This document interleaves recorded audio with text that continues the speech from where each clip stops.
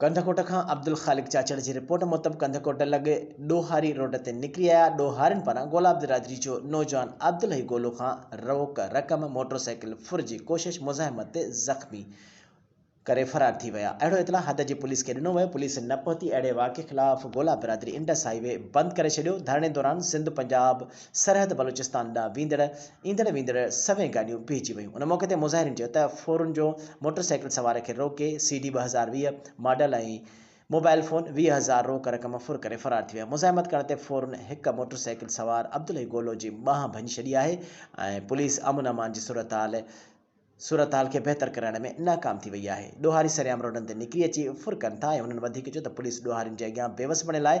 ॾोहारियुनि खे गिरफ़्तार करे मोटरसाइकिल रोक रक़म ऐं मोबाइल फ़ोन वापसि कराए ॾिनी वञे।